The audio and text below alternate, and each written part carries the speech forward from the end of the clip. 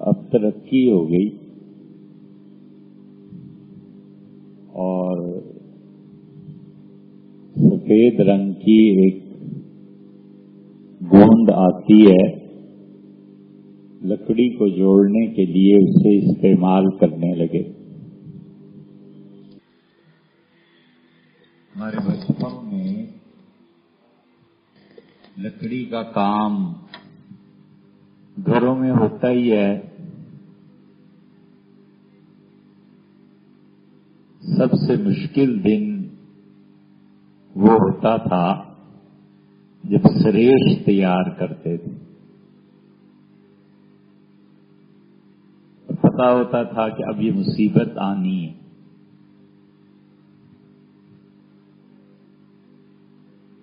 بعض لوگوں کو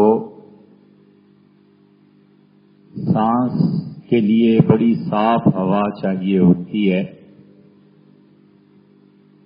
ذرا ہوا میں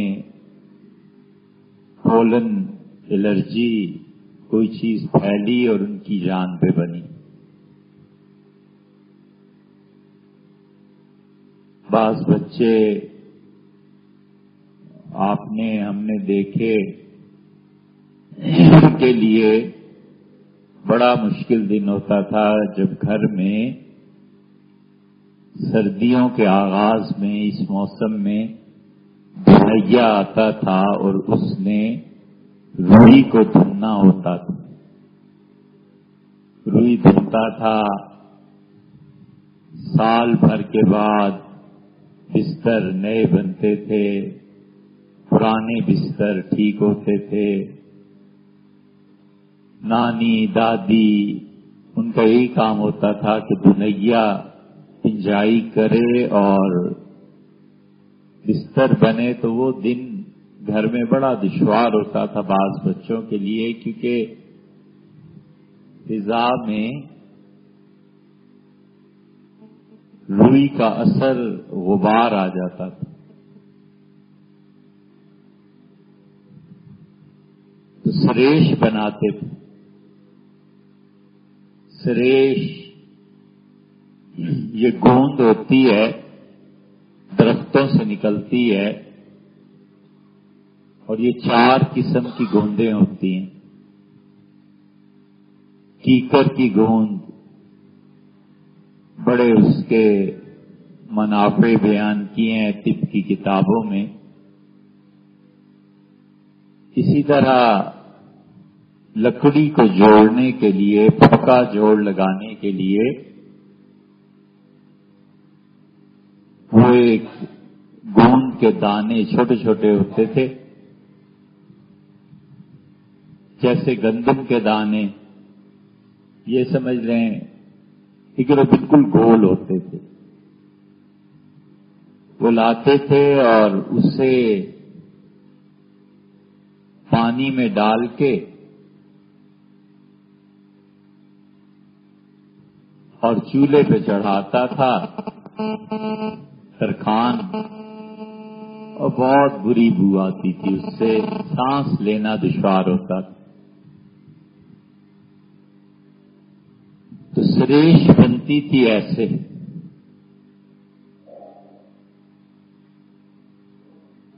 اور لکڑی، کھڑکی، دروازہ کیسا بھی خوبصورت بنے، مگر یہ سریش کی بو سانس نہیں لینے دیتی تھی۔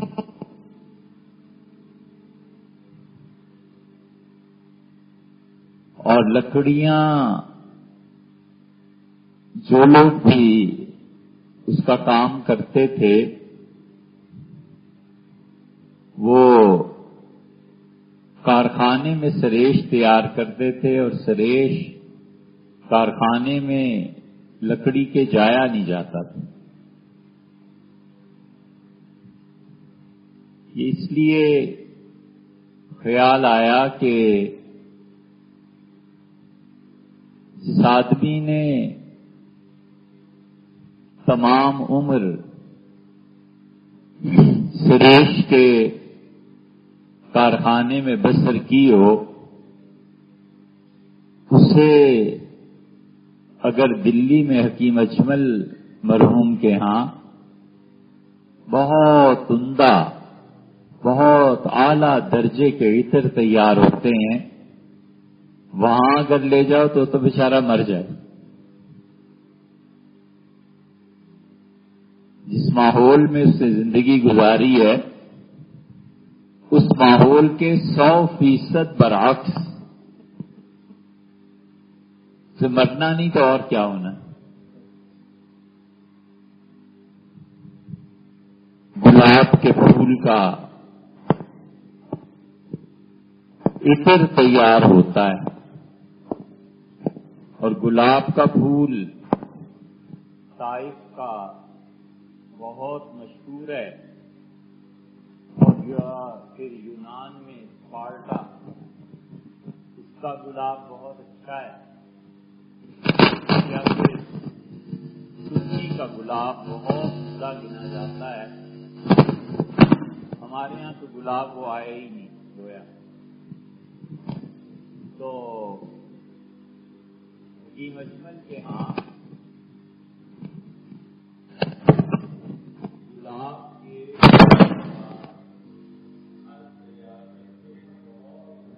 نفیس، آپ اگر سونگ لیں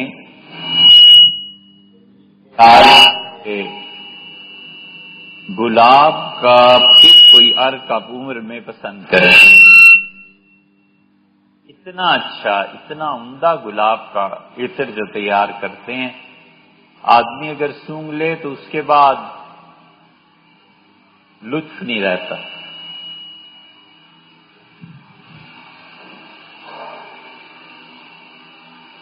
یہ بات اس لیے ہے کہ ایک صاحب نے کہا نماز میں جی نہیں لگتا، تو ہم نے کہا بالکل صحیح چیز فرمائی، نماز میں جی نہیں لگتا۔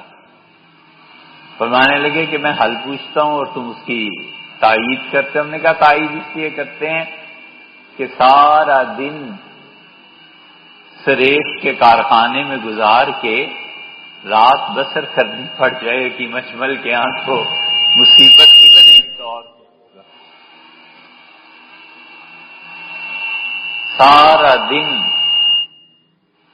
وہ اتنا سا فون تھا، وہ اچھا تھا، لیکن اس میں واٹس ایپ خراب ہو گیا، پھر پتہ نہیں کیا کیا خرابیاں پیدا ہو گئیں، تو سب نے مشورہ دیا اور یہ بڑا فون پہ اس عذاب میں پھنسے ہوئے۔ اس پہ کوئی اشتہار ہی نہیں آتا تھا، اس پہ اشتہارات آتے ہیں، سمجھ نہیں آتی اب اس کو ڈیلیٹ کیسے کریں۔ آہستہ آہستہ سیکھ رہے ہیں نا۔ عثمانی صاحب کے ایک دوست آئے تھے، نام یاد نہیں، کراچی سے، انہوں نے بڑا اصرار کیا کہ یہ فون رکھو، اب زمانہ یہی ہو گیا۔ ہم نے کہا الحمدللہ بہت اچھا ہے یہ چھوٹا فون۔ فرمانے لگے نہیں، وہ جب استعمال کرو گے تو گویا انہوں نے بھی یہی کہا کہ حکیم اجمل کے گلاب کے عطر کے بعد پھر بھول جاؤ گے سب۔ لیکن جب سے یہ عذاب آیا ہے، عذاب ہی ہے، ہر 2 منٹ بعد ایک تصویر آ جاتی ہے، تو خیال آیا کہ زندگی اگر انہی تصویروں کے دیکھنے میں گزر جائے تو نماز میں کیا خاک جی لگے۔ دل اثر قبول کرتا ہے نا۔ ایسے کبھی نہیں ہوتا کہ انسان کا خیال متاثر نہ ہو۔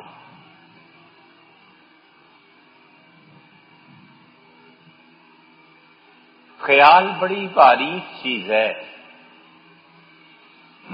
یہ متاثر ہوتا ہے۔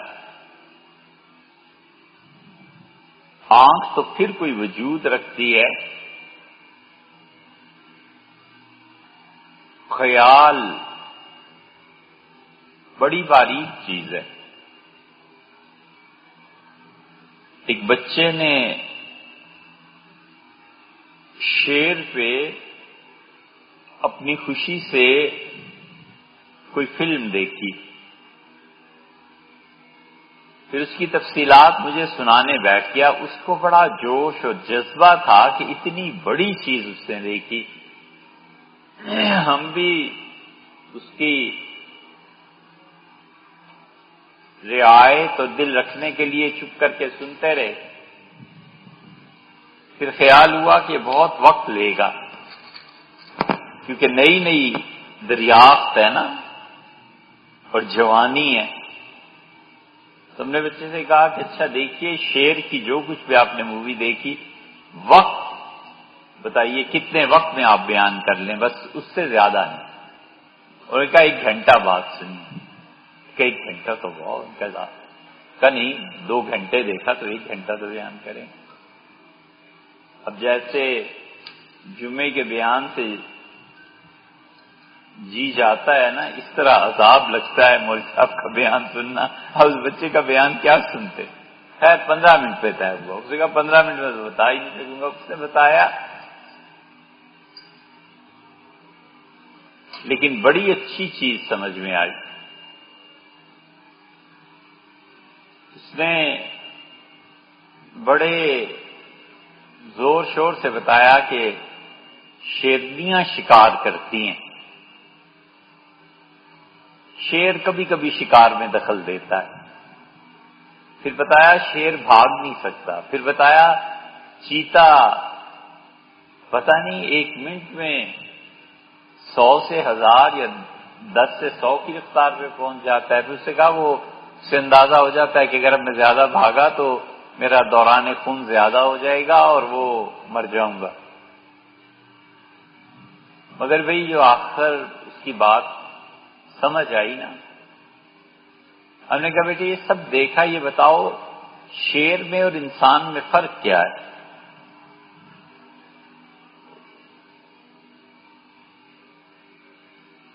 بہت فرق ہے.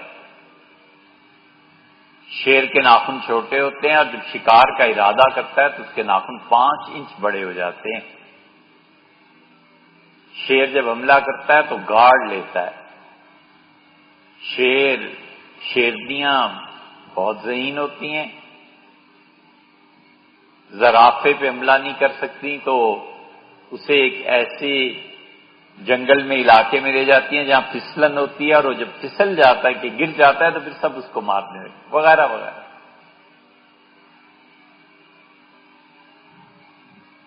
تو بڑا انٹرسٹ ہوتا ہے کہ کہنے لگا آپ بتائیے کیا یہ فرق. ہم ہر بات کی نفی، ہم نے کہا یہ بھی فرق نہیں، یہ بھی فرق. کہنے لگا آپ بتائیے. ہم نے کہا اسے یاد رکھنا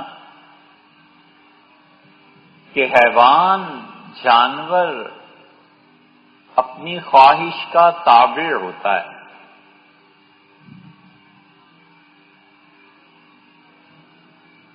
اور انسان وہ ہوتا ہے جہاں خواہش اس کی تابع ہوتی. کہنے کا پلے ہی نہیں پڑا. ہم نے کہا ہم دونوں مجبور ہیں.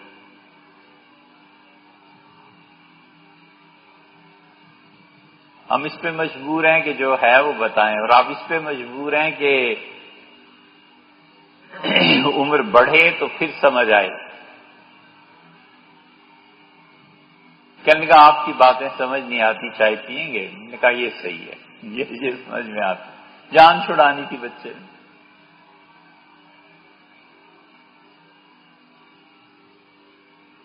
لیکن ہوتا حقیقت میں یہی ہے کہ جانور اپنی خواہش کے تابع ہے. جب جی چاہ اس کے شکار کر لیا. کوئی وجہ نہیں ہے کہ بھینسا گزر رہا ہے اور شیر اس پہ ٹوٹ پڑے. کوئی عقل نہیں ہے، کوئی جسٹیفیکیشن نہیں ہے، کچھ نہیں. اس کی خواہش اصل ہے، چاہنا اصل ہے. اور انسان بہت کچھ سوچ کے پھر کام کرتا ہے. اگر وہ انسان ہے تو بڑا فرق ہو گیا کہ یہاں خواہش انسان کے انڈر ہے اور وہاں جانور خواہش کے انڈر.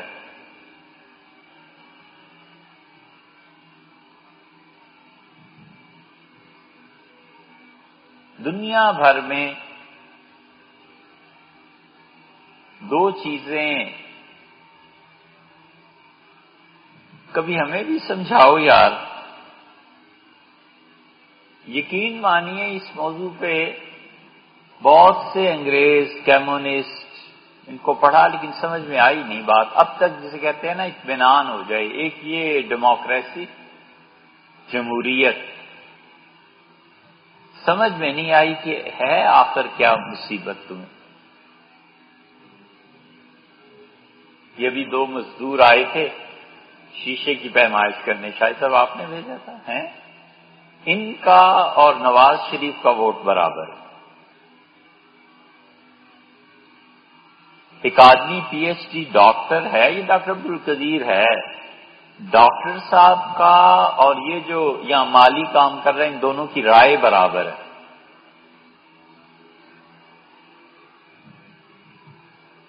جنرل راحیل شریف کا اور ایک جو بس چلا رہا ہے ڈرائیور، ان دونوں کی رائے برابر ہے وزن میں. یہ سب ڈیموکریسی ہے، جمہوریت. اور جمہوریت کوئی نئی چیز پیش نہیں کرتی. معاشرے میں جو کچھ دودھ ہے اس دودھ کو بلونی لگا کے اور وہ پیش کر دیتے ہیں کہ یہ مکھن نکلا ہے. اگر معاشرے میں جہالت ہے تو ان کا قائد سب سے بڑا جاہل ہے، اور معاشرے میں علم ہے تو سب سے اچھا علم والا ان کا قائد ہے بس. اور دوسرے آزادی سمجھ نہیں آتی. آزادی کس بات کی؟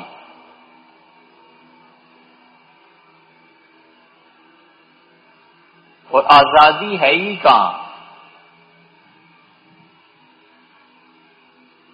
ہر حال میں پابندی ہے. کوئی شخص یہ چاہے کہ عمر بھر صبح 11 بجے نیند پوری کر کے اٹھے، نہیں اٹھ سکتا. لامحالہ اٹھنا ہی ہے، نیند کی قربانی دینی ہے. بچے اٹھا دیں گے، گھر والے اٹھا دیں گے، آفس جانا ہے یہ مجبوری اٹھا دے گی، تعلیم اٹھا دے گی، ٹرین اور ہوائی جہاز 10 بجے جا رہے ہیں وہ اٹھا دیں گے. آزادی کہاں رہی؟ پابند ہو گئے نا. ٹرین کا نظام ہے، جہاز کا نظام ہے، اس نے ایک مقررہ وقت پہ چلنا ہے اور آدمی یہاں پہنچ کے مجبور ہے. کیا کرے؟ کہاں آزادی؟ آزادی سے بڑا سوال یہ ہے کہ غلامی کس کی ہے. غلامی اگر نظام کی ہے تو اسے قبول کر لیتا ہے، کامریڈ ہے اور چاہتا ہے کہ کیپٹلسٹ سوسائٹی میں زندگی بسر کرے، اور کامریڈ سوسائٹی نے جبر کر کے رکھا ہوا ہے، کہاں جمپ کرے گا. اور وہ سرمایہ دارانہ نظام کا ہے، وہ چاہتا ہے کہ کامریڈ بن جائے، تو جس نظام نے جبر کر کے رکھا ہوا ہے اس کو کہاں تک توڑے گا.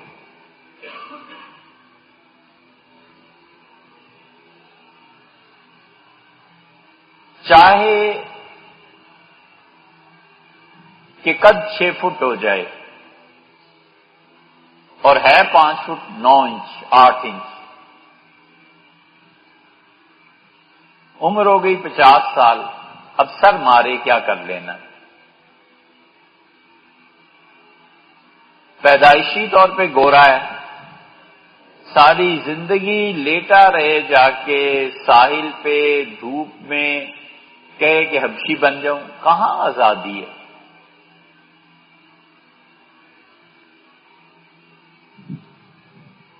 کہیں بھی نہیں.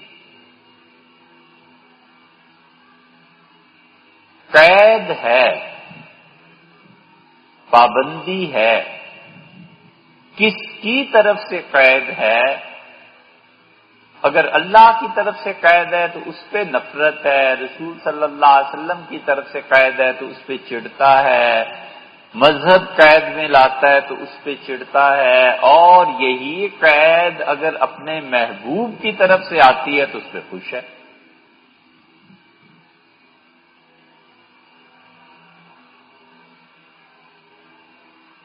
یہ پیکیجز، آپ سب جانتے ہیں گرل فرینڈ نے ٹائم دے دیا کہ رات 10 بجے بات کرنا، اتنا بیلنس کم ہو جاتا ہے، اس پہ خوش ہے یہ بھی تو پابندی، 10 بجے کیوں بھائی، 11 کیوں نہیں، 12 کیوں نہیں؟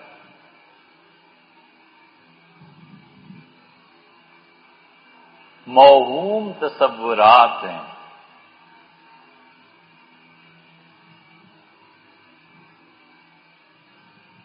علل اطلاق آزادی،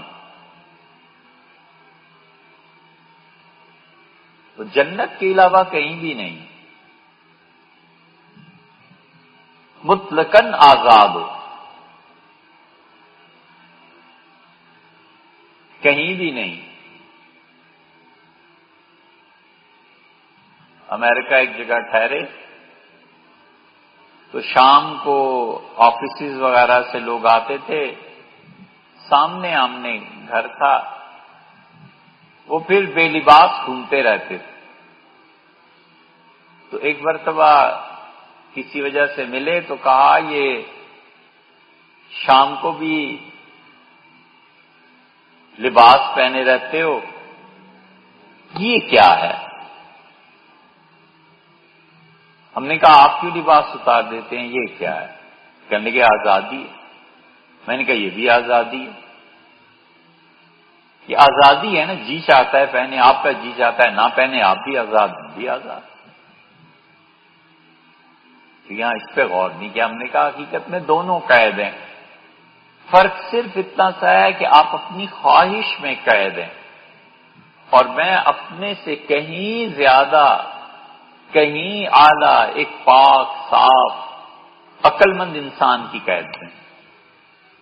قید تو دونوں میں ہے، آپ میں اپنے نفس کی قید ہے، مجھ میں یہ قید۔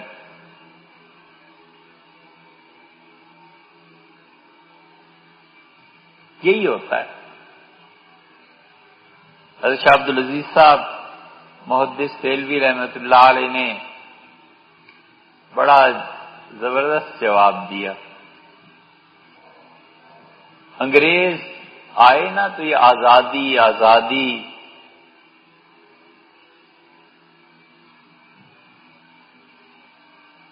کچھ دن اگر انگریز اور رہ جاتا نا، 47 میں آزادی نہ ہوتی،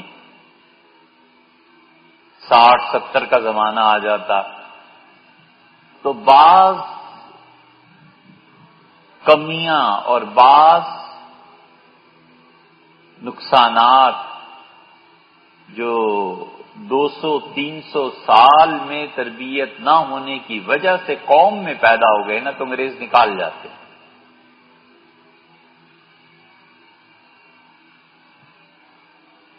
وقت کی پابندی کبھی بر صغیر میں ہوتی تھی، پتا ہوتا تھا کہ وقت کیا چیز، وہ اتنے سال جہالت میں گزرے کہ وقت کی پابندی گویا کوئی چیز نہیں رہی۔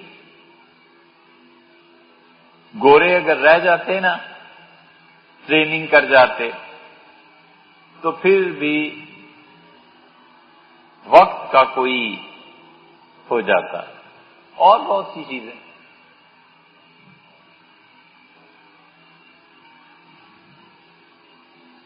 تو آزادی جب زیادہ ہی سر چڑھ گئی تو یہ جو درویش تھے نا، بے وقوف قسم کے بنے ہوئے، اصل نہیں، اصل درویش تو بڑی چیز ہوتا ہے۔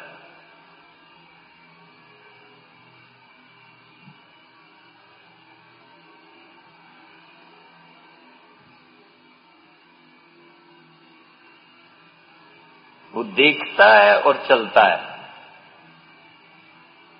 اور دنیا سنتی ہے اور چلتی ہے، بڑا فرق ہے۔ ایک آدمی دیکھ کے چل رہا ہے اور ایک سن کے چل رہا ہے، زمین آسمان کا فرق۔ پہلی بار ہوا کہ لاہور گئے تو راستہ آتا ہی نہیں تھا، تو عبید اللہ صاحب نے وہ کوئی لگا دیا، وہ راستہ بتا رہی تھی خاتون۔ پہلی بار سن کے چلے کہ اچھا اس جگہ پہ یہ ہو رہا ہے، اس جگہ پہ یہ ہو رہا ہے، تو بار بار خیال آتا رہا کہ دیکھو یہ ہے سن کے چلنا، اور دیکھ کے چلنا، جتنے گاڑی میں تھے کسی ایک کو بھی نہیں پتا، راستہ ہی نہیں پتا تھا تو دیکھ کے کیا چلتا۔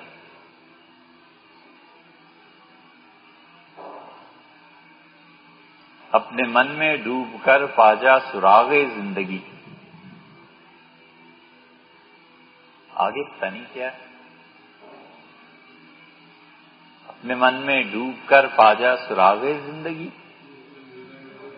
تو اگر میرا نہیں بنتا نہ بن، اپنا تو بن۔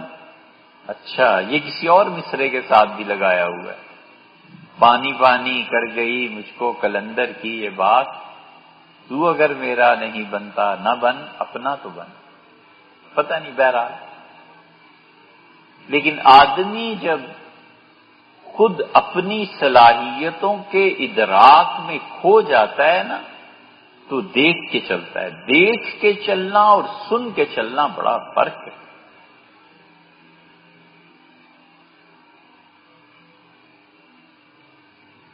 پہلے پہلے ایمان بھی تقلیدی ہی ہوتا ہے، پہلے پہلے علم بھی تقلیدی ہوتا ہے۔ استاد کہتا ہے اے بی سی ڈی، اس موقع پہ اگر یہ بحث چھیڑ دے کہ پہلا لفظ اگر اے ہے تو الف اور یہ سے بنا، یہ پہلے پیدا ہوئی تھی کہ الف پہلے پیدا ہوا تھا؟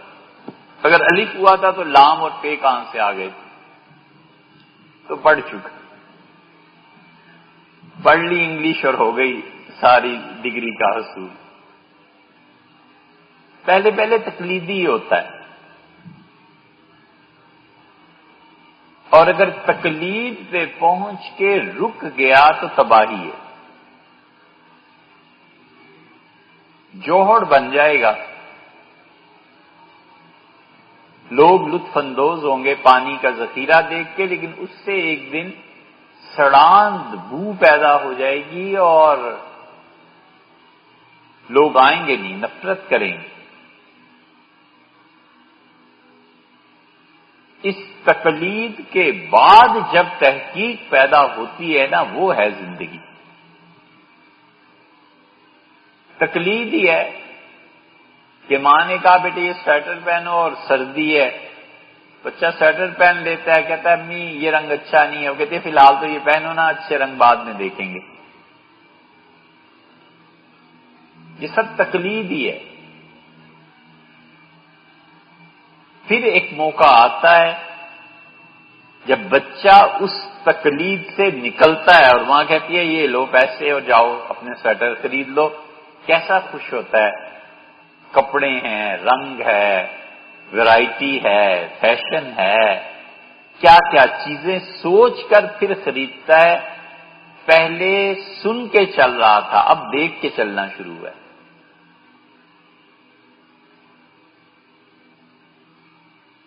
صوفی دیکھ کے چلتا ہے اور مولوی صاحب سن کے چلتے ہیں۔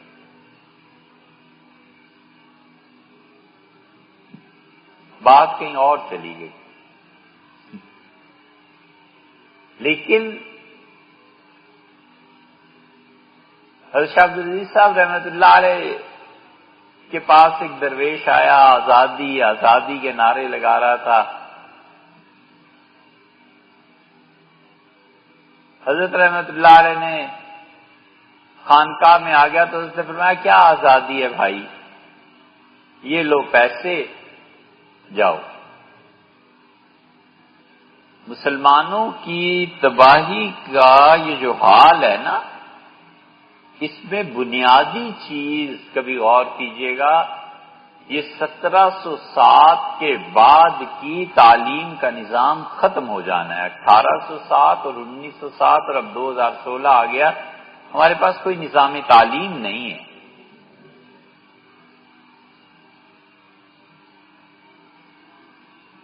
تو 10 نسلیں جس قوم کی بغیر تعلیم اور تربیت کے گزر جائیں، اس کی تباہی کا یہی ہونا ہے جو ہو رہا ہے۔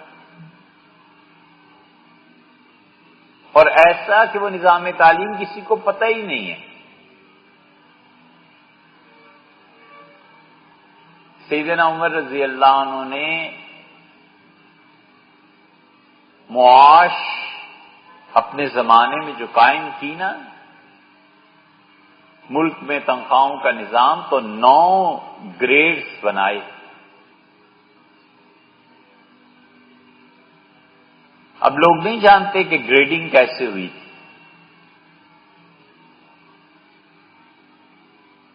بہت لمبا موضوع ہے. اکانومی ہے نا پوری، کہ کس کو کتنا پیسہ دیا جائے. یہ اب آپ امریکہ اور اس نظام کو دیکھیں تو کہتے ہیں کہ آپ کو سال کے کتنے ملیں گے. یوں ہی شروع کرتے ہیں کہ سال میں اتنی آفر ہوگی، اتنے پیسے. حضور صلی اللہ علیہ وسلم کیا یہی چیز تھی کہ سال بھر کا خرچہ ایک دن دے دیتے تھے کہ یہ ہے جی آپ کا سارے سال کا خرچہ. آپ 50,000 مہینے کا خرچہ ہے، ایک آدمی لے جا کے اہلیہ کو 6 لاکھ دے دیتا ہے، ماں کے ہاتھ پہ 6 لاکھ رکھ دیتا ہے کہ امی یہ ایک سال کا خرچہ ہے، آپ جانے، آپ کا سال جانے، آئندہ سال پھر دیکھیں گے. یہ جو نظام ہے نا، یہ حضور صلی اللہ علیہ وسلم کے ہاں بھی تھا. اس لیے اب امریکنز یا مختلف دنیا کے لوگ جب کہتے ہیں نا کہ سال میں اتنے ڈالرز ملیں گے، تو لوگ سمجھتے ہیں یہ امریکہ کا. حالانکہ حضور صلی اللہ علیہ وسلم کا اپنا بھی یہی حال تھا. سال بھر کا خرچہ اپنی بیویوں کو لے جا کے دے دیا کہ بھئی سال بھر کے آپ کی یہ رقم ہے، یہ کھجوریں ہیں، یہ اس صورت میں ہے، اس کو بیچ کے اپنے پیسے منگا لیں، کچھ کر لیں. یہ سال بھر کا خرچہ ہے. اللہ اللہ کا. سیدنا عمر رضی اللہ عنہ نے بھی یہی کیا. سال میں اسے اتنے پیسے ملیں گے. اب وہ سال کے پیسے ایک دن لے لے گورنمنٹ سے، سال کے پیسے 12 مہینوں میں تقسیم کر لے، کچھ کر لے. سال کا خرچہ یہ ہے بس.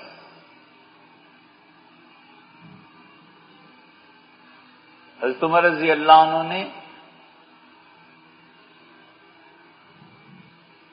جسے عدل کہتے ہیں نا، انصاف، یہ تھا 9 گریڈ رکھے. ہمارے ہاں بھی ہوتا ہے 7ویں گریڈ کا مزدور ہے، 8ویں کا ہے، 12ویں کا، 17واں اسکیل، 22واں اسکیل مل گیا.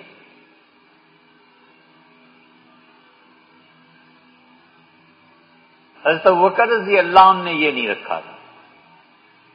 انہوں نے کہا ضروریات زندگی سب کی یکساں ہیں.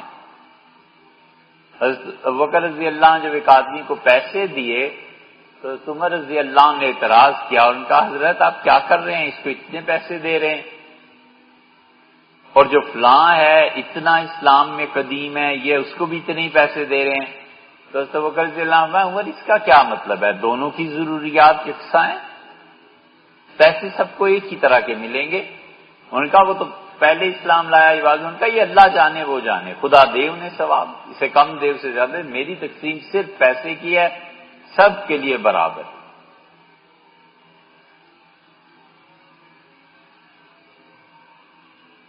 کمیونسٹ سوسائٹی کو کے لیے سوٹیبل ہے. سیدنا عمر رضی اللہ عنہ جب آئے انہوں نے کہا ہو نہیں سکتا. ان کا سب سے مسجد نبوی بھری ہوئی، کیونکہ پہلی مرتبہ نظام قائم کیا جا رہا تھا کہ ملک میں تنخواہوں کا نظام، اور بڑے بھری عام لوگوں سے نہیں تھی، ان لوگوں سے تھی جو بڑے ایکسپرٹس تھے اپنی اپنی چیزوں میں. بڑا کھلا ذہن تھا. مصر سے خط لکھا تھا عمر بن العاص رضی اللہ عنہ نے کہ حضرت یہاں پہ جو لڑائیوں کے نتیجے میں لوگ قیدی ہوئے ہیں یا آئے ہیں، ان میں ایک آدمی ایسا ہے جو عیسائیوں کا پورے ملک کا بجٹ بناتا تھا، آڈیٹر جنرل. حضرت عمر رضی اللہ عنہ لکھا کہ سب سے زیادہ ضرورت اس کی مجھے ہے، میرے پاس بھیجو. مدینہ منورہ وہ عیسائی آیا اور حضرت عمر رضی اللہ عنہ نے اس عیسائی کو کہا کہ ہمارے مسلمانوں کو یہ سکھاؤ، یہ ہم نے نظام وہاں سے لیا ہے. بہت بہت وسیع ذہن کے لوگ تھے کہ کہیں بھی اچھی چیز ملی انہوں نے اٹھا لی. ہمارے ذہن، اب بیٹے آپ ادھر آ جائیے، ہمارے پاس آ جائیے. اب ہمارے ذہن ویسے نہیں رہے.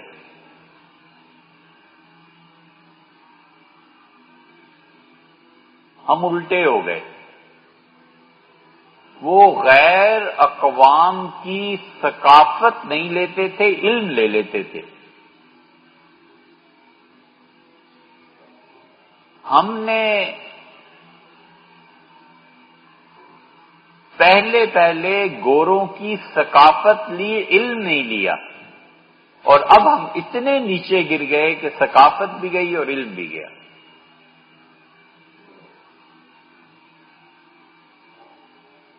پہلے لوگ مسلمان دوسرے لوگوں سے علم لے لیتے تھے، تہذیب نہیں لیتے تھے.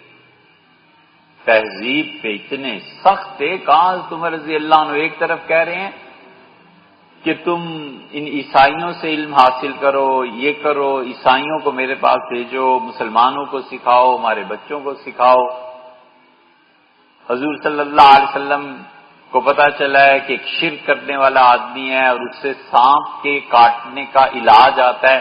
فرمایا اسے پکڑو، بٹھاؤ، اس سے سانپ کاٹنے کا علاج سیکھو. یہ سب علم ہے نا. ثقافت کے معاملے میں، تہذیب کے معاملے میں سیدنا عمر رضی اللہ عنہ نے کہا خبردار. ایک آدمی کو سن لیا، وہ عربی اور فارسی مکس کر رہا تھا نا، تو حضرت عمر رضی اللہ عنہ خبردار جو ایسے کیا خالص عربی بولو. فرمایا اگر اپنی قوم کے محاورے اور عربی کی زبان تم چھوڑ دو گے تو قرآن کون سمجھے گا.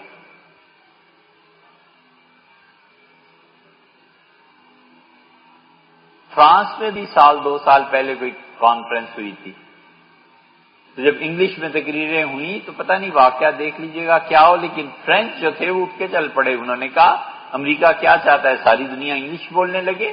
دنیا میں فرینچ بھی رہنی چاہیے، مختلف زبانیں رہنی چاہیے، لوگوں کو آزادی دو.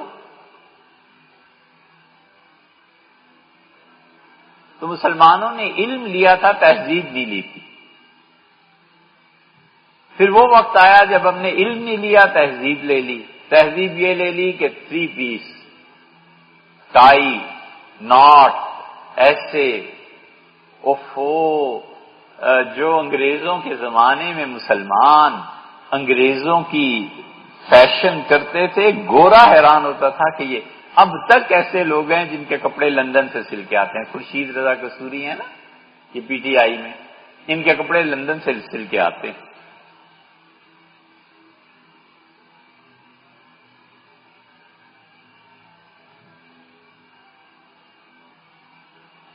کسی سے مذاق میں کہنے لگے کہ ان سب خوبیوں کے باوجود یہ کپڑے آپ کہیں سے سلائیں. اچھا میں لے چلوں گا، آپ کو بتاؤں گا. لے گا 50,000 لاکھ لے لے گا ایک سوٹ کا، مگر کپڑے پہنیں گے تو پتا چلے گا کہ کپڑے کیا ہوتے ہیں.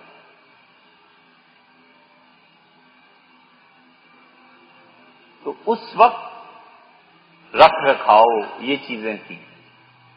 اب نہ علم رہا نہ تہذیب رہی. علم تو ہم سے کیا لیتے گوروں سے، تہذیب بھی چھوٹ گئی.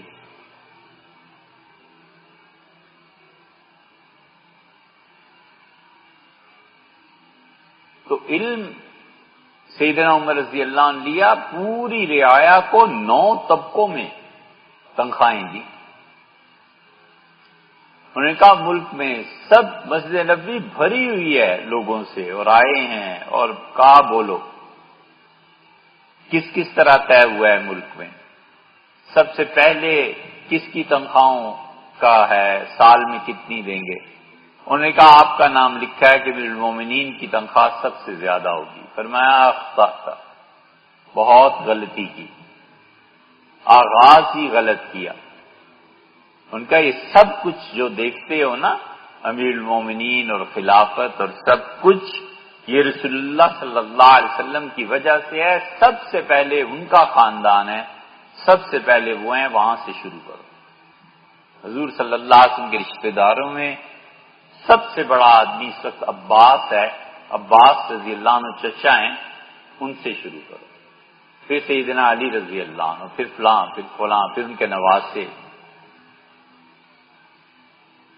اسی کا ڈر گیا نا، اب اس کا حضرت اب دوسرا نمبر انہوں نے کہا حضور صلی اللہ علیہ وسلم کی بیویاں۔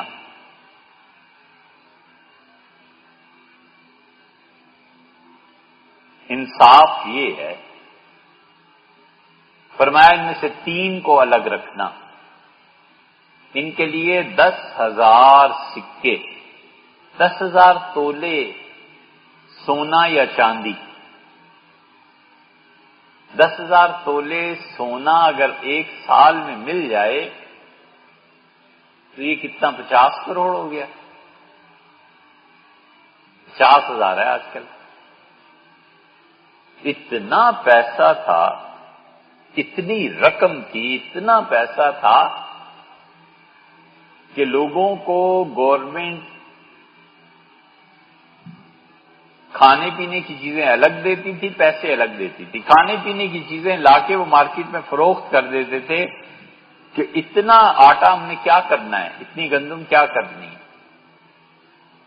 عمر رضی اللہ عنہ سے کہا گیا کہ آپ اس کو کم کریں، سوچتے رہے کچھ دن، پھر فرمایا میں رسول اللہ صلی اللہ علیہ وسلم کی امت کو پیسے کے اعتبار سے امیر چھوڑوں اور دنیا سے چلا جاؤں، یہ زیادہ بہتر ہے، بجائے اس کے کہ یہاں ہمارے معاشرے میں لوگ بھیک مانگنے لگے۔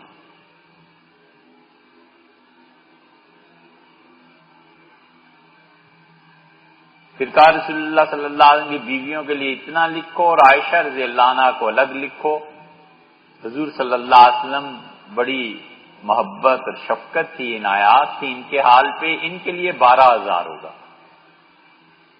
انصاف دیکھو، فرمایا صفیہ اور جویریہ ان کے لیے 6,000 لکھو، یعنی اصل جو 10,000 تھا اس میں سے 4,000، 40% کم ہو گیا۔ فرمایا رسول اللہ صلی اللہ علیہ وسلم کی باقی ساری بیویاں بہت بڑے خاندانوں میں سے بھی ہیں اور یہ اسلام میں ہیں، اور یہ 2 بیویاں رسول اللہ صلی اللہ علیہ وسلم کی ایسی ہیں جنہوں نے اسلام کو قبول کیا ہے بعد میں۔ تو وہ عورت جو آزاد ہے اور وہ عورت جو ہمارے یہاں باندی کی حیثیت سے آئی اور پھر آزادی دی گئی، میں سب کو برابر نہیں رکھ سکتا۔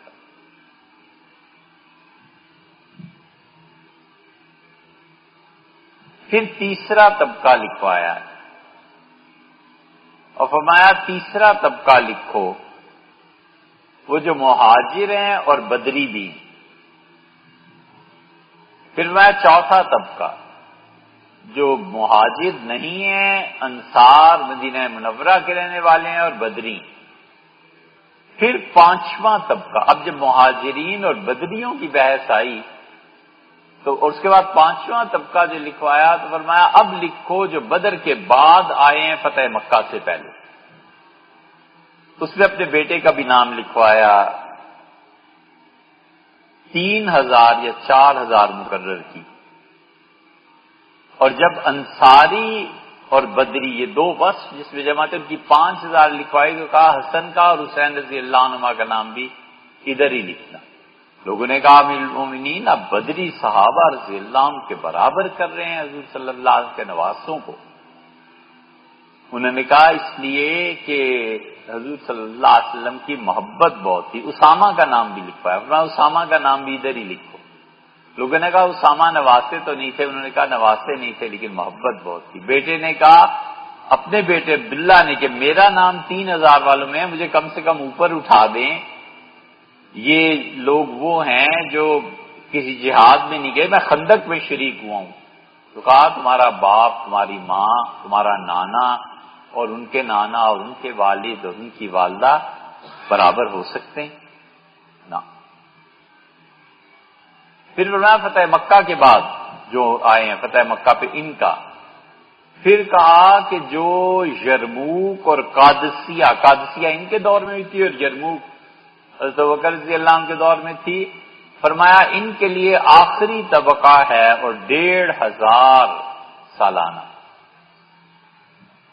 1,500 پہ لے آئے۔ اور کہا قادسیہ اور یرموک ایسی جنگیں تھیں جن میں جانا اپنے آپ کو موت کے منہ میں دینا تھا۔ تو معیار یہ ہے کہ رسول اللہ صلی اللہ علیہ وسلم کی محبت، معیار یہ ہے زندگی کا کہ کس نے مسلمانوں کے لیے کتنی قربانی دی۔ پھر فرمایا نواں طبقہ لکھو، اور اس کو لکھوایا اور کہا یہ وہ ہیں جنہوں نے مسلمانوں کے لیے کوئی نہ کوئی بڑی عظیم خدمت انجام دی ہے، اور اس کا فیصلہ میں خود کروں گا اسے کتنے پیسے دینے۔ حکم دیا کسی کے متعلق کہ اس کو اتنا کچھ دے دو ساری زندگی کمانے کی نوبت ہی نہیں آئی۔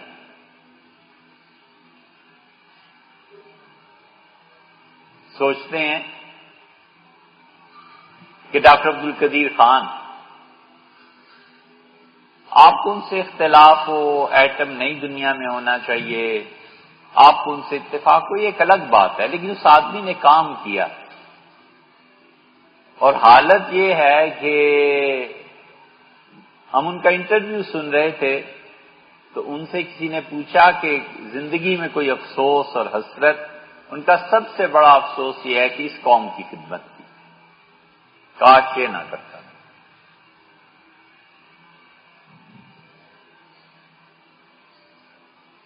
اس سے کہا آپ کے پیسے یہ، اس سے کہا 4000 اور کچھ 100 روپے میں پینشن لیتا ہوں، گورنمنٹ کو اب خیال آیا تو زیادہ کر دی ہے، اور اتنے ہزار اب لے رہا ہوں پینشن۔ اور ایف آئی آر انٹرنیشنل کٹی ہوئی ہے، انٹرنیشنلی ہوئی نا کہ تم نے ایران کو یہ کیا، فلاں کو یہ کیا، فلاں کو یہ کیا، جب چاہیں پکڑ لیں۔ آپ انٹرویو سنیں تو اندازہ ہوتا ہے کہ کیا، اور فٹ پاتھ پہ بیٹھ کے انٹرویو دے رہا ہے۔ یہ ہے نا کوسار مارکیٹ، کوسار مارکیٹ کے فٹ پاتھ پہ بیٹھ کے انٹرویو ہو رہا ہے کہ سنگ و خشت مقید ہیں اور سگ آزاد۔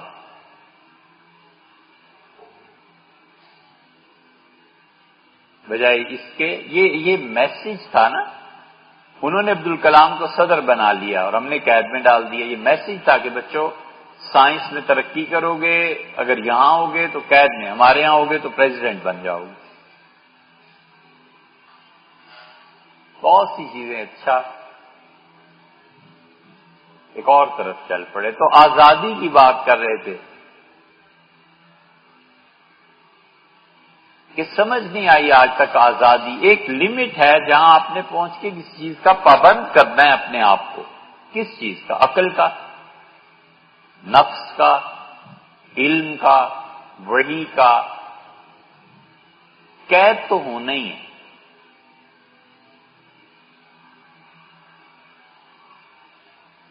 ایک بھائی نے، 4 بھائیوں نے مل کے ایک بھائی کو مار دیا، کیوں ان چاروں کو پکڑتے ہو؟ آزادی ہے۔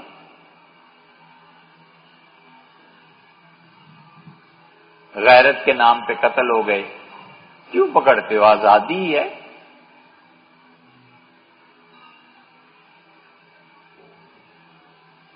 ایسی آزادیوں میں آدمی خواہش کے تابع ہو کر جانور بن جاتا ہے، اور انسانیت میں خواہش آدمی کے تابع ہو کر انسان بنا دیتی۔ بڑا فرق ہے اس نظام میں جہاں بیٹا باپ بن جائے اور اس نظام میں جہاں باپ اور بیٹے کی حیثیت برقرار ہے۔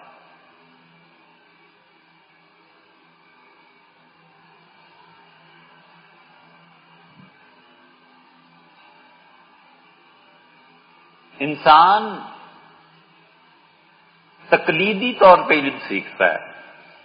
عرض کر رہے تھے نا کہ اے بی سی ڈی بچہ سیکھتا ہے۔ اس کے بعد ایک موقع آتا ہے جب خود یہ تقلید کا علم اس کی تحقیق کے تابع ہو جاتا ہے، اور جب تقلید تحقیق کے تابع ہو جاتی ہے نا، یہ ہے میدان۔ اس میدان میں آگے بڑھ. آئنسٹائن کو کسی نے پڑھایا ہی ہوگا ABC. اگر آئنسٹائن کے زمانے میں وہ قبر سے اٹھ کے آ جاتے تو شاید ان کے جوتے سر پہ رکھتا کہ آپ میرے بہرحال ٹیچر ہیں. کسی اور کو لے لو، آئنسٹائن کو نکال، کسی اور نام کو ڈال لو. لیکن علم اور تحقیق میں وہ اتنے بڑے لوگ کہ اساتذہ ان کے جوتے سیدھے کرتے کہ بیٹے نام تم نے کمایا اور کام تم نے کیا.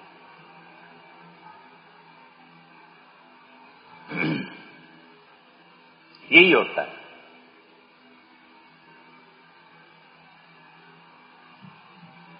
اللہ کا ذکر اور اللہ کی یاد تقلید میں کرتا ہے. درویش، صوفی، شیخ کہتا ہے کہ یہ کرو، اللہ کو ایسے یاد کرو. مرید، صوفی، درویش اللہ کو ایسے یاد کرتا ہے. پھر شیخ کہتا ہے کہ اسم تک پہنچے ہو، مسمہ کی طرف آؤ.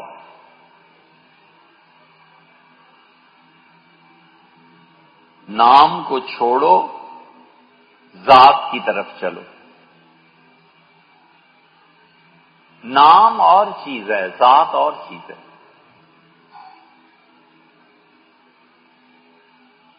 فرق ہے بھی اور نہیں بھی. جس کا نام چائے ہے اور یہ جو چائے ہے ایک ہی چیز ہے، اسی کا نام چائے. لیکن کوئی آدمی سارا دن بیٹھ کے بنا چائے چائے چائے کرتا رہے اور ایک اس کے مقابلے میں ایک گھونٹ پی لینا، تو جو پی لیا جس نے اس کو حقیقت کا پتہ ہے کہ یہ کیا ہے، چائے کہتے کسے ہیں، نام لینے سے کیا ہوا.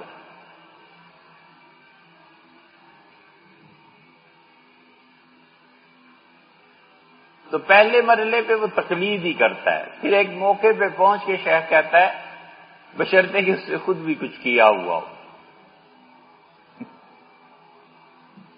وہ کہتا ہے اب نام کو چھوڑو، اب فکر میں آؤ، اب چلتے ہیں ذات کی طرف.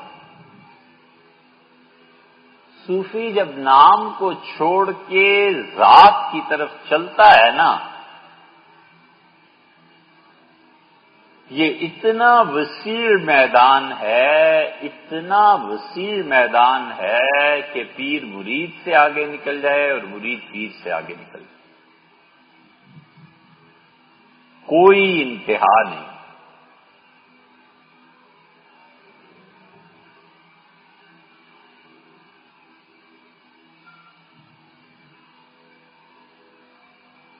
حضرت مدنی رحمت اللہ علیہ فرماتے تھے کہ میں نے مدینہ منورہ سے اپنے کچھ حالات لکھ کے گنگو بھیجے. تو اس گنگوئی رحمت اللہ نے فرمایا اگرچہ مدینہ منورہ میں وہاں سب کچھ ہے، مگر سب کچھ چھوڑ کے کچھ دن کے لیے میرے پاس آ جاؤ.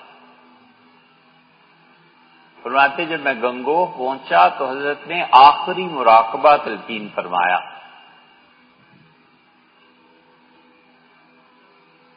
وہ آخری مراقبہ میں نے شروع کیا. پھر اپنے احوال جو بھی واقعات جو کیفیات تھیں حضرت رحمت اللہ کے سامنے پیش کی. تو میں نے ایک دن عرض کیا کہ مجھے سلسلہ نقشبندیہ کا سلوک طے کروا دیں.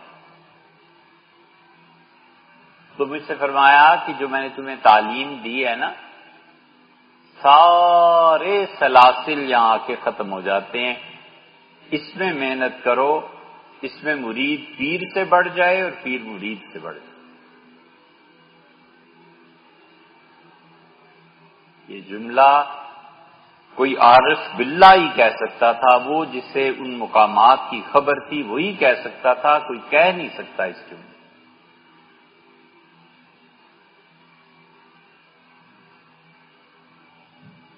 یہاں پہنچ کے نا پھر تقلید کا علم ختم ہو جاتا ہے. پھر جو آدمی تحقیق کے ساتھ چلتا ہے یہ دیکھ کے چلتا ہے. پہلے سن کے چل رہا تھا نا شیخ سے، اب دیکھ کے چلتا ہے. اور پھر جو علوم اور معارف اور حقائق سامنے آتے ہیں، وہ علوم اور معارف و حقائق پر دو باتیں بڑا مشکل ہو جاتی ہیں. اس مقام پہ پہنچ کے گفتگو اتنی بلند ہوتی ہے کہ عام عوام کو فائدہ نہیں رہتا.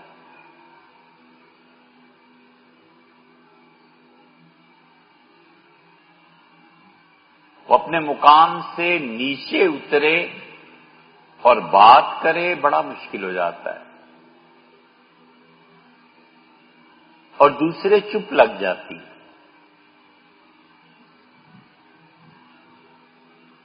جس شخص کو اللہ کی جتنی معرفت حاصل ہوتی ہے نا، اتنا ہی چپ رہتا ہے، کیونکہ وہ دیکھتا ہے زیادہ اور کم سنتا ہے.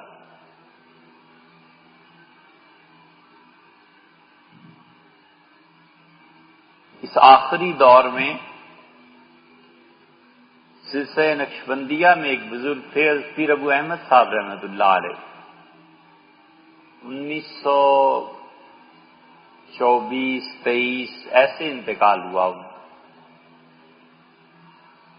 لیکن ان کے ہوتے ہوئے نقشبندیہ سلسلے میں ہندوستان میں کوئی آدمی ایسا نظر نہیں آتا جس کی اتنی گہری نگاہ ہو.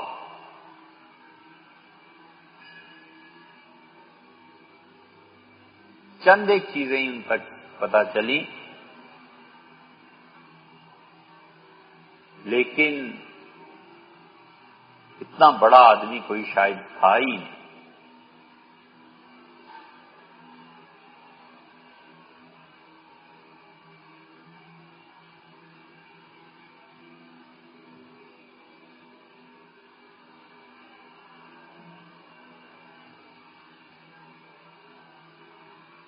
حضرت مجدد الفسانی رحمۃ اللہ علیہ کی اولاد میں سے،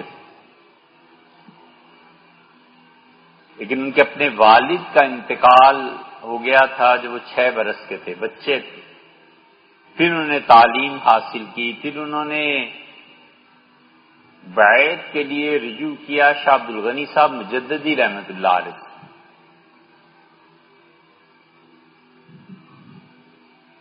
مدینہ منورہ میں قحط پڑ گیا، بارش نہیں ہوتی. خلافت عثمانی جو تھی، عثمانی شہزادے، گورنر سب پریشان کہ کریں کیا. تو شاہ عبد الغنی صاحب مجددی رحمۃ اللہ علیہ کی خدمت میں حاضر ہوئے. شاہ عبد الغنی مجددی رحمۃ اللہ علیہ سے مولانا قاسم نانوتوی اور مولانا رشید احمد گنگوئی رحمۃ اللہ علیہ نے بخاری پڑھی ہے دلی میں. ہم نے وہ حجرہ دیکھا ہے جہاں یہ لوگ پڑھتے تھے، اب تو بالکل نئی خانقاہ بن گئی. شاہ عبد الغنی صاحب رحمۃ اللہ علیہ کا بڑا مقام ہے. یہ سارے عثمانی حاضر ہوئے، کہا حضرت کچھ کریں، دعا فرمائیں، کیونکہ بارش نہیں ہو رہی شاید 2 سال سے، اور قحط ہے بڑا شدید، مر رہے ہیں لوگ اور حکومت کچھ کر نہیں پا رہی. تو حضرت نے انہیں کہا دعا کر دوں گا، لیکن یا پھر بارش ہو جائے گی یا پھر میں چلا جاؤں گا دنیا سے. ایک چیز ہونی ہے، اگر دعا کرتا ہوں بارش ہو جائے گی پھر میری زندگی ختم ہو جائے گی. نہیں کرتا تو میں زندہ رہوں گا مگر پھر بارش نہیں ہوگی. انہوں نے سنی انسنی کر دی. وہ اس جملے کی گہرائی تک پہنچ نہیں سکے کہ کیا رہے ہیں. وہ قرآن کریم ان کے پاس تھا جو حضرت عثمان رضی اللہ عنہ کے زمانے کا تھا. وہ لائے کھولا فعال کے طور پہ کہ اللہ کی رحمت نازل ہو بارش. عبد الغنی صاحب رحمۃ اللہ نے دعا کی بارش ہو گئی اور شاہ صاحب رحمۃ اللہ علیہ چل پڑے. ان سے بیعت ہوئے تھے پیر ابو احمد صاحب رحمۃ اللہ علیہ. انہوں نے پھر خلافت دی. پیر ابو احمد صاحب رحمۃ اللہ علیہ بھوپال میں، یہ آپ کے جو ڈاکٹر عبد القدیر خان ہے، ان کا تعلق بھی ایک، وہ ان کے بڑے لوگ حاضر ہوتے رہے. بھوپال میں پھر انہوں نے جو خانقاہ چلی ہے، اتنا بڑا آدمی اس سلسلے میں ان کے معاصرین میں کوئی نہیں.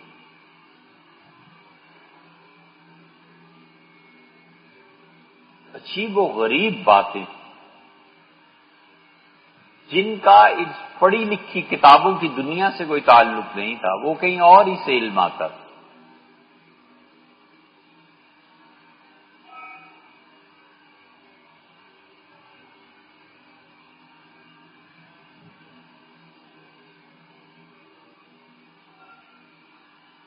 آم کی لکڑی کبھی دیکھیے؟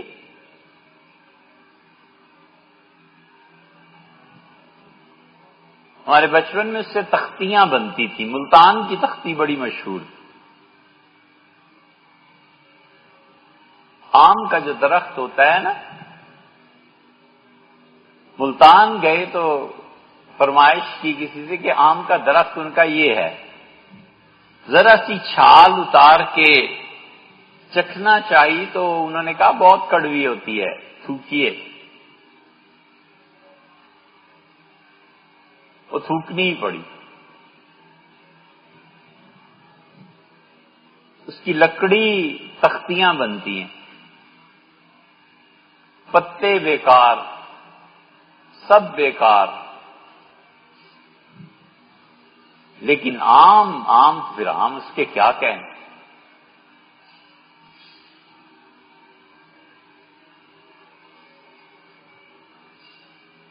اور گنا بھی ہوتا ہے، اوپر سے نیچے تک جدھر منہ رکھو رس ہی رس.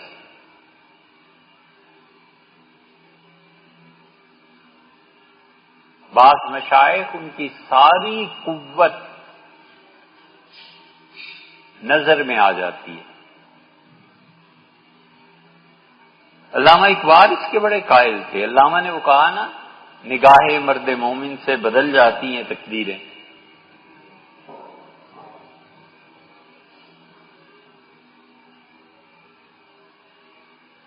بعض مشائخیاں زبان میں آ جاتی ہے. اللہ ساری تاثیر زبان میں ڈال دیتا ہے. جو گیا سو پگھلا، اور جس نے سن لیا اثر مرتب ہوا.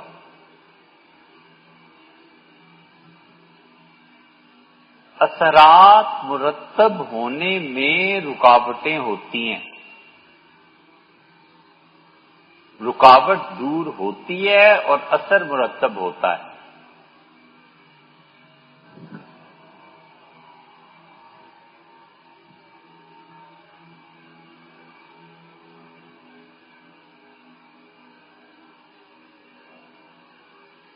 سردی کا موسم،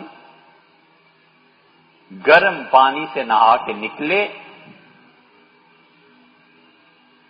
اور ماں نے بچے سے کہا کہ لپٹ جاؤ تولیے میں، اور بچہ پرواہ نہ کرتے ہوئے باہر چلا گیا. تو سردی کو روکنے کے لیے جو گرمی مہیا تھی، وہ سردی کا اثر مرتب نہیں ہونے دے رہی تھی. جو ہی باہر نکلا، یہ رکاوٹ گرمی کی دور ہوئی اور چھینکیں شروع.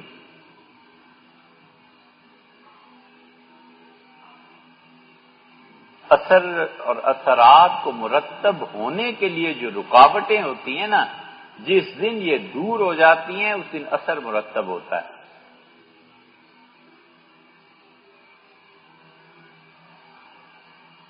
ایوب خان نے ایک جگہ کہا ہے،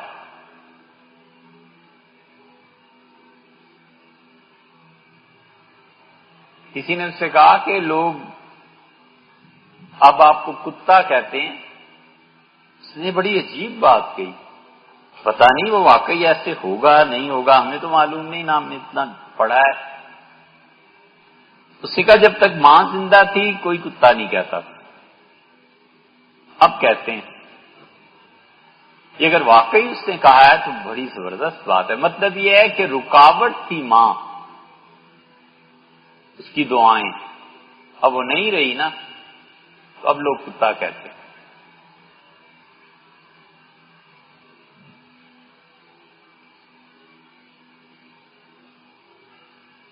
ایسے ہی شاید کہانی ہے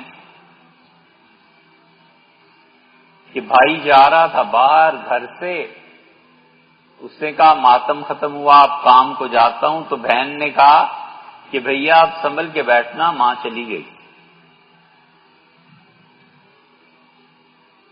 مطلب یہ تھا کہ اس کی دعاؤں نے تمہیں حفاظت کے دائرے میں لے رکھا تھا نا، وہ دائرہ اب اٹھ گیا ہے بیچ میں سے،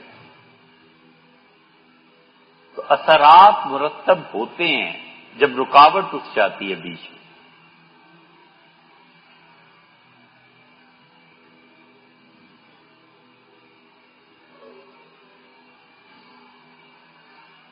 پیر ابو احمد رحمت اللہ علیہ جو تھے، بڑے عارف باللہ تھے، خلافت انہوں نے دی تھی سید سلیمان ندوی رحمت اللہ کے بڑے بھائی تھے انہیں، اور ایک محمد الشکور صاحب مجددی رحمت اللہ علیہ، اور محمد الشکور صاحب مجددی رحمت اللہ علیہ پہ اپنے شیخ کا اتنا اثر غالب تھا کہ آخری عمر کا حصہ بالکل انقطاع ہو گیا، ملتے ہی نہیں تھے، لوگ گھنٹوں بیٹھے رہتے تھے اور وہ تلاوت کرتے رہتے تھے، بس چھٹی۔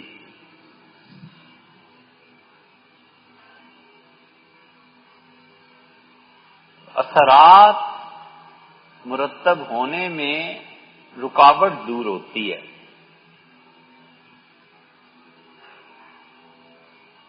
اب تو ڈاکٹرز پتہ نہیں مانتے ہیں کہ نہیں مانتے،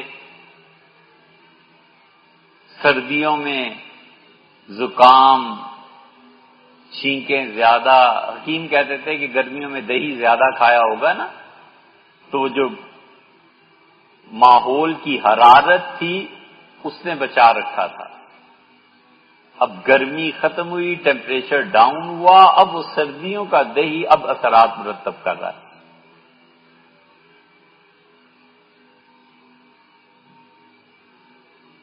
جہالت بھی اپنا اثر دکھاتی ہے، تعلیم بھی اپنا اثر دکھاتی ہے۔ اللہ کی معرفت بڑی چیز، وہ تقلید سے اٹھ کے جب ذات کی طرف چلتا ہے تو پھر خدا نے بڑی زبردست باتیں کی ہیں۔ وہ کہتا ہے والذین جاہدوا فینا، جو ہم پہ محنت کرتا ہے۔ دیکھو یہ نہیں کہا کہ ہماری راہ میں محنت کرتا ہے، تفسیر اس کی یہی کرتے ہیں سب کہ ہم پہ محنت کرتا ہے، یعنی ہماری راہ میں جہاد کرتا ہے، محنت کرتا ہے، شدید مجاہدہ کرتا ہے، لیکن اصل لفظ اللہ نے کیا والذین جاہدوا فینا، جو ہم پہ محنت کرتا ہے، یہ ہے مراقبہ ذات۔ یہ ہے جب نام سے ہٹا کر پھر کہتے ہیں ذات کی طرف چل، جب ذات پہ محنت شروع کرتا ہے پھر اس کی کوئی انتہا نہیں ہے۔ حضرت رحمت اللہ نے فرمایا اس پہ محنت کرو، یہاں پیر مرید سے بڑھ جائے اور مرید پیر سے بڑھ جائے۔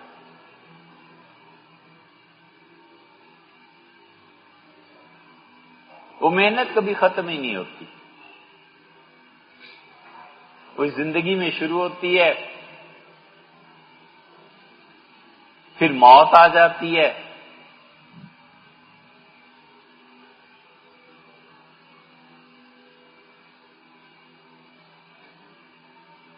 لوگ بہت ڈرتے ہیں بڑھاپے سے،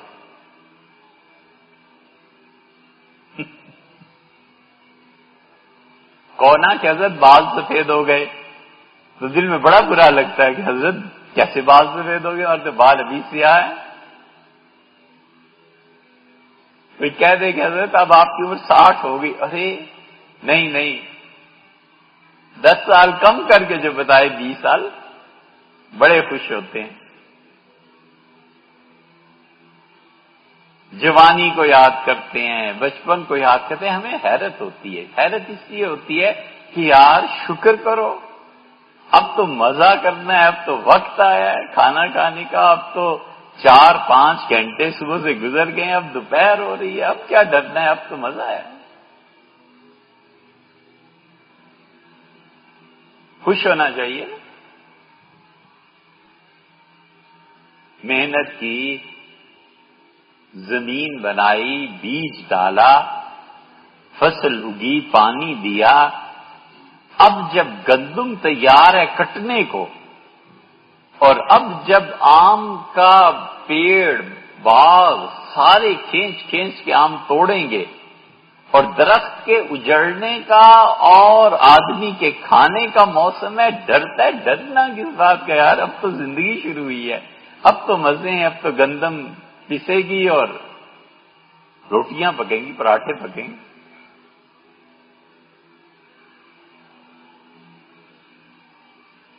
کیوں عارف صاحب, خوشی کا وقت ہے نا کہ جتنی محنت کی ہے اگر کچھ مل گیا تو اس کا مطلب یہ ہے کہ زندگی ضائع نہیں ہوئی.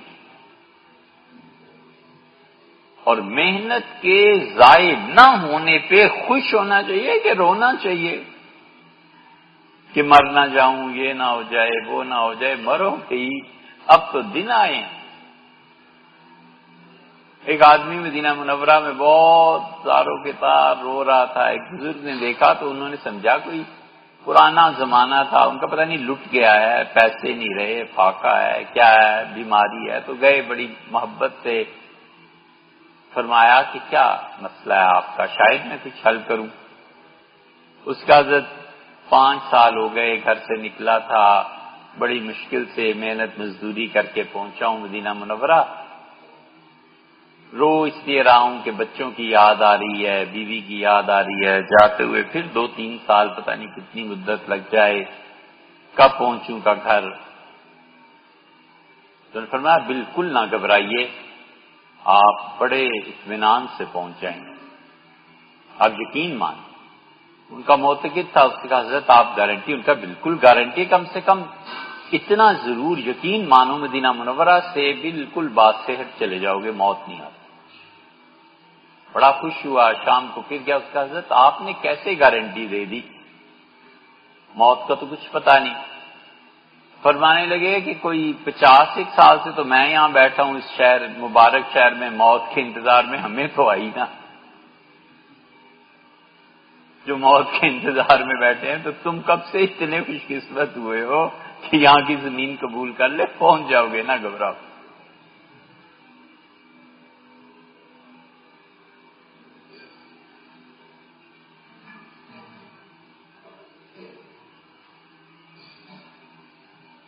ان مجددی حضرات کو نا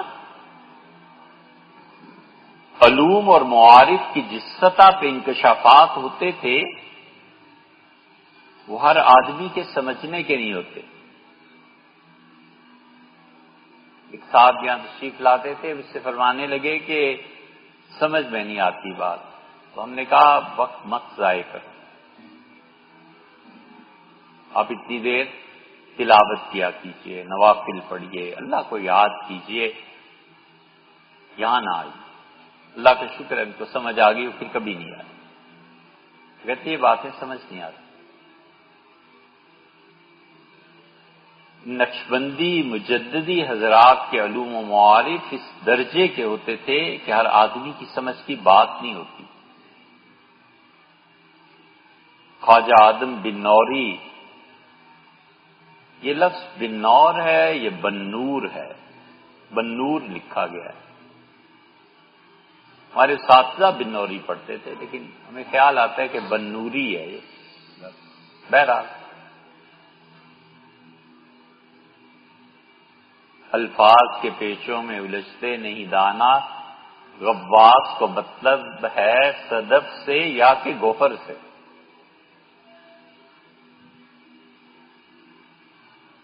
خواجہ آدم بنوری رحمۃ اللہ علیہ جو تھے وہ شاہ جہان بادشاہ کے زمانے میں لاہور آ گئے، پورا لاہور شہر گویا ان کے ساتھ ہو گیا، گویا کہ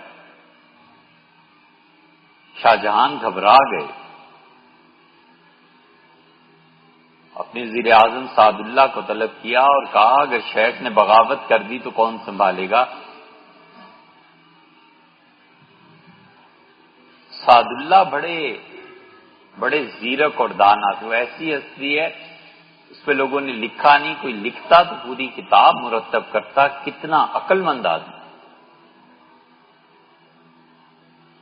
سعد اللہ نے کیا کیا، خزانے کی چابیاں لے کے چلے گئے خواجہ آدم بنوری رحمۃ اللہ کے پاس، لاہور میں ہی یا جا رہے تھے سفر میں، تو انہوں نے کہا یہ کیا؟ وزیر اعظم آیا ملنے، حضرت نے بڑی تعظیم فرمائی، اس کا حضرت اب مغلوں کے پاس تو یہی چابیاں رہ گئی ہیں، باقی حکومت اب آپ ہی کی ہے۔ حضرت سمجھ گئے یہ پیغام ہے کہ ہندوستان چھوڑ دو، کہیں بغاوت کر بیٹھے تو پھر ہوگا کیا؟ لوگ تو مذہب کی وجہ سے خواجہ آدم بنوری رحمۃ اللہ کا ساتھ دیں گے، شاہ جہان کے خلاف ہو گئی تو لشکر کشی ہوئی، فوج آئی، مسلمان ایک دوسرے کو ماریں گے تو بڑا مسئلہ بن جائے گا۔ تو انہوں نے فرمایا اچھا تو پھر میں مکہ مکرمہ چلا جاتا ہوں۔ انہوں نے نظر پیش کی، شکر کیا اور بادشاہ سے جا کے کہا کہ ٹل گیا خطرہ۔ وہ خلیفہ تھے حضرت مجدد الفسانی سرندی رحمۃ اللہ علیہ، اور حضرت مجدد رحمۃ اللہ علیہ کو کشف ہوا تھا، لکھا ہے حضرت نے کہ انبیاء علیہ السلام کے حقائق پر جو مراقبات کروائے جاتے ہیں ان میں جو حقیقت محمدی ہے اس سے بھی بلند تر چیز کعبۃ اللہ ہے، اور کعبۃ اللہ انبیاء علیہ السلام سے بڑھ کے ہے۔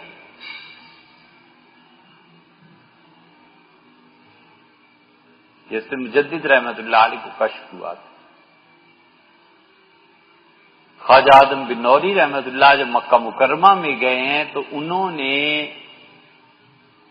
ایک رسالہ لکھا اور انہوں نے کہا جو کچھ میرے شیخ حضرت مجدد رحمۃ اللہ علیہ کہتے تھے پہلے میں حضرت کے کہنے سے مانتا تھا، اب مجھے خود پتا چلا ہے کہ اس کائنات میں تمام انبیاء علیہ السلام جو بھیجے گئے ان سے زیادہ بڑی حیثیت بیت اللہ کی۔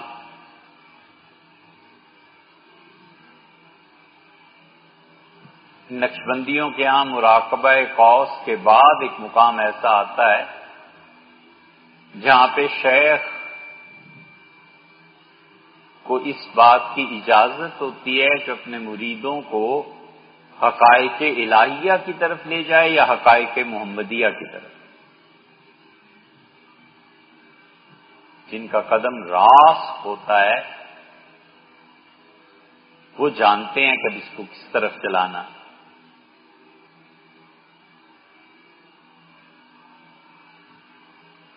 پھر جو دنیا اس مقام پہ کھلتی ہے نا تو صبح جس مقام کو وہ بادشاہ کا محل سمجھ کے خوشی کے مارے پاگل ہو رہا ہوتا ہے کہ یہ چیز پتہ چلی، شام کو پتہ چلتا ہے کہ وہ تو بیت الخلاء تھا یار، کچھ بھی نہیں تھا، اگلے دن کی دنیا اس سے کہیں زیادہ اونچی ہوتی، اور پھر شام ہوتی ہے تو پھر کہتا ہے وہ تو لیٹرین میں بیٹھے ہوئے تھے، وہ تو واش روم تھا، دفع کرو اس گندگی کو، آگے چلو۔ شمس تبریز جب ملے نا معروم سے تو معروم نے پوچھا،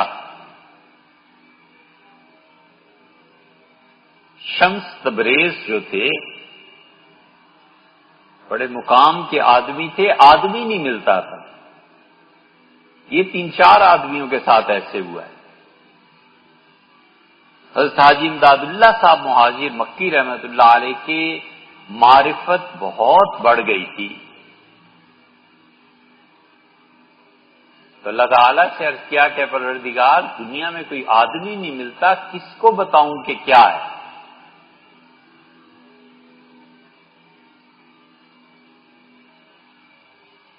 تو قاسم نانوتوی رحمت اللہ علیہ دیے گئے کہ اسے بتاؤ. اس لیے قاسم نانوتوی رحمت اللہ علیہ کی کتابیں اب پڑھنے والے نہیں. ہم نے قاری عبدالرشید صاحب رحمت اللہ علیہ سے سبکن وہ کتابیں پڑھی. راضی کو سمجھنا اتنا مشکل نہیں ہے جتنا حضرت کو سمجھنا مشکل. ایک ایک سبق پڑھا کہ حضرت نے کہا کیا ہے، کہنا کیا چاہتے ہیں.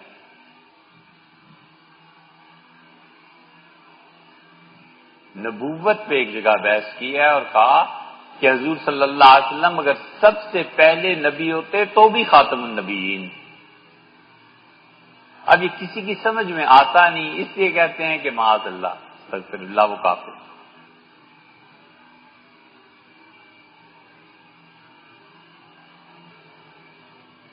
ایسے ہی شمس تبریز پہ اللہ نے جو معرفت کی راہ کھولی تھی نظر ہی کوئی نہیں آتا. یہ ہوتا ہے بعض کو اللہ ایسے ہی موت دے دیتا ہے، بس اللہ کی مرضی. اور وہ جو علوم اور معارف اس کے ہوتے ہیں وہ خدا کے پاس امانت کے طور پہ ہوتے ہیں. صدیوں بعد کوئی آدمی پیدا ہوتا ہے اور وہ جو خزانہ ایک پڑا ہوا تھا اس کو دے دیتے ہیں کہ لو بھئی یہ فلاں کا حصہ ہے تم لے لو. اس کی زندگی میں کوئی آدمی نہیں ہوتا. چھٹی. حضور صلی اللہ علیہ وسلم نے فرمایا کہ قیامت کے دن حوض کوثر پہ انبیاء علیہ السلام کھڑے ہوں گے اور ہر نبی اپنی امت کو پکارے گا اور لوگوں کو روک روک کر کہیں گے کہ میرے حوض پہ آؤ، میرے حوض پہ آؤ، مجھ سے آج پانی پیو. آج جس کے مہمان زیادہ ہوں گے وہ اتنا ہی اچھا ہے.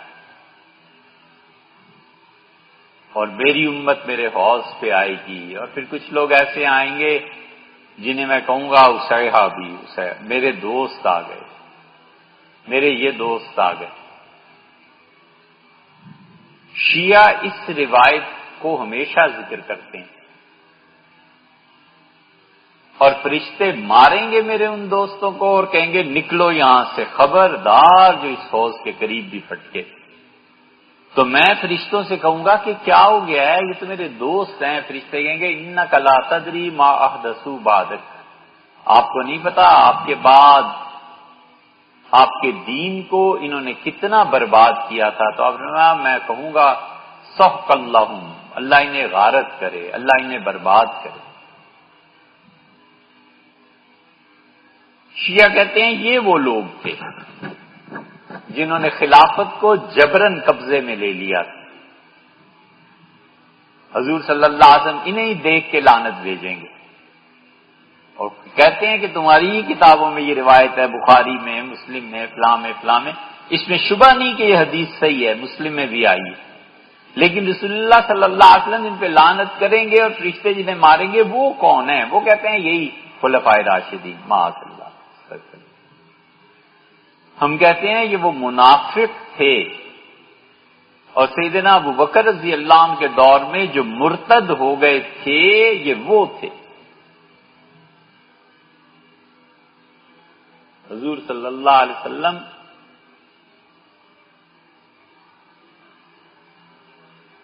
ایک شیعہ لڑکا آیا تھا بیچارہ، کہنے لگا بڑا پھنس گیا ہوں، اب میں سنی رہوں یا شیعہ ہوں کچھ پتہ نہیں چلتا.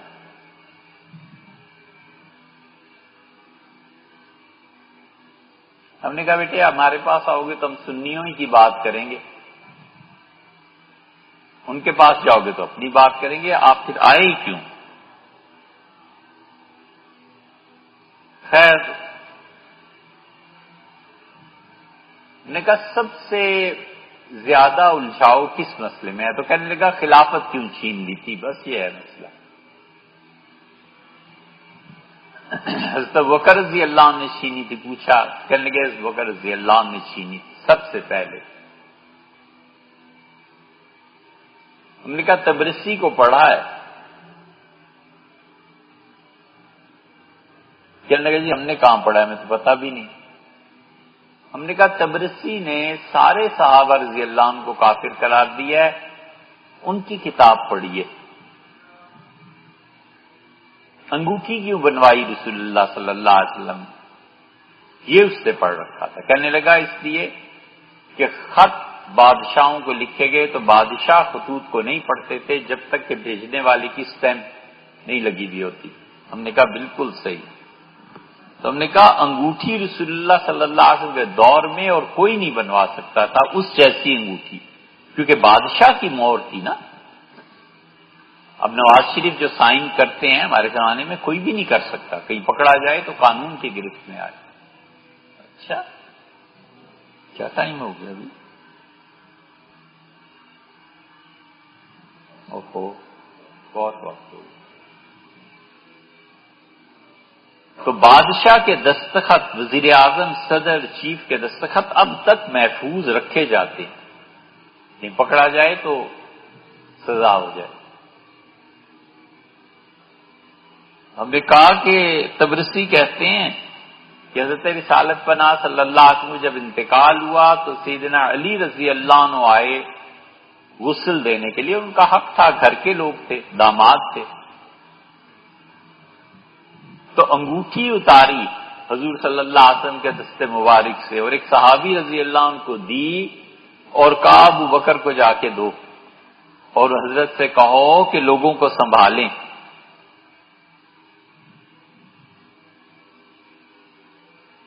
تو خلافت تو خود انہوں نے ہی بھیجی تھی، اپنے پاس کیوں نہیں رکھ لی تھی کہ اب تو خلیفہ میں نے ہی بننا ہے، لہذا انگوٹھی جیب میں۔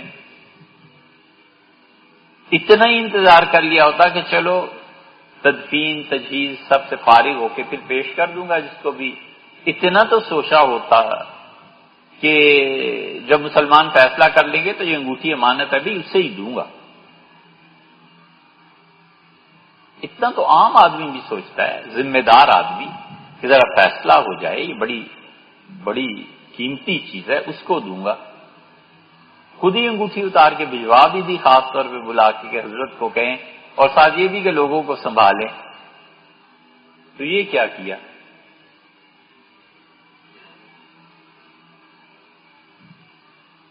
فرمانے لگے اگر نہ روایت نکلی تو ہم نے کہا پوچھ آئیے پھر بات ہے۔ ایسے ہی ہے،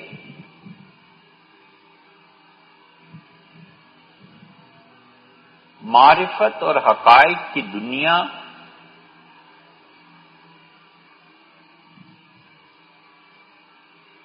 بہت وسیع،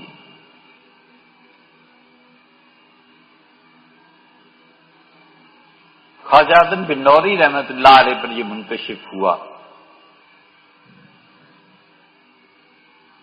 لیکن حرمین شریفین میں اس وقت وحدت الوجود کا غلبہ تھا۔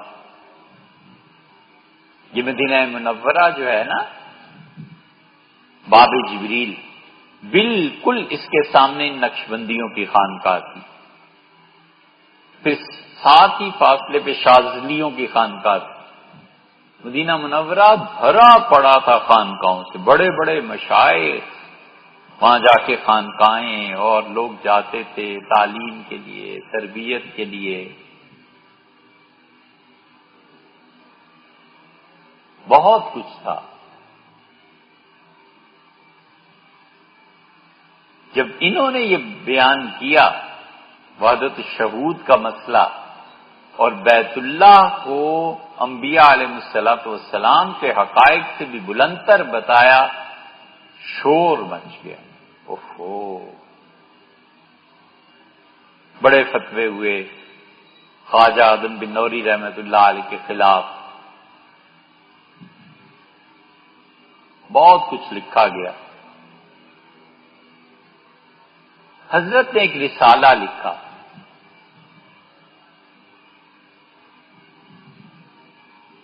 اس رسالے میں انہوں نے اس حقیقت کو واضح کیا. اللہ کا شکر ہے بڑی جدوجہد کے بعد وہ رسالہ ملا.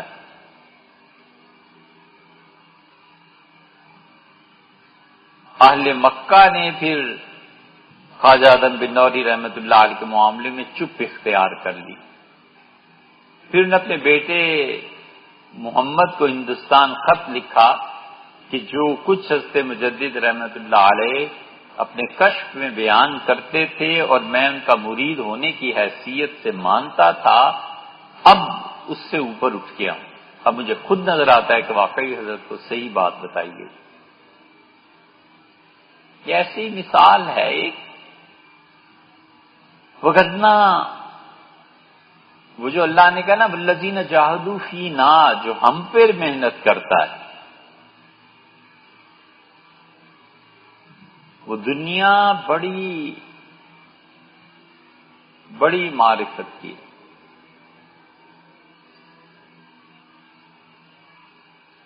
اشیاء پر بحث اور فطرت کے قوانین کو دریافت کرنا، اور جو فطرت کا خالق ہے اس کی ذات کی معرفت حاصل کرنا اتنی دور کی چیزیں ہیں کہ دونوں میں زمین و آسمان کا فاصلہ ایک نقطے سے بھی کم حیثیت رکھتا ہے.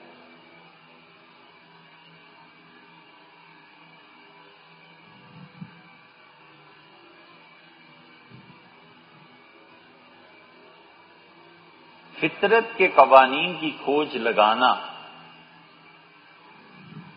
اور اشیاء کے خواص پر بحث کرنا،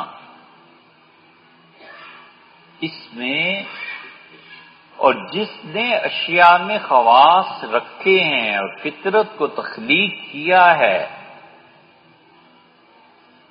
اس کی ذات کی معرفت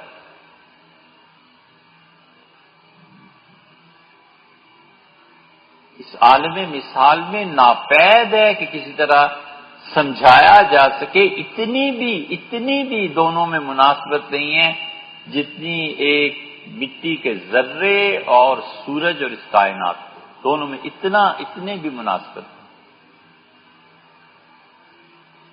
اللہ اللہ ہے اور بندہ بندہ ہے. بندہ کبھی اتنی ترقی نہیں کرتا کہ رب بن جائے، اور رب کبھی اتنا تنزل نہیں فرماتا کہ بندہ بن جائے. کبھی نہیں ہوتا.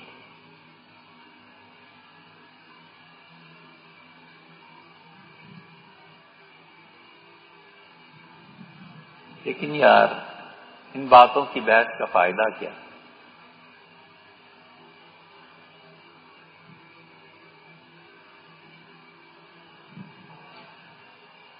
ویسے ہی ہے نا، کھانا کھا لیا پھر نماز کا وقت کم رہ جاتا ہے.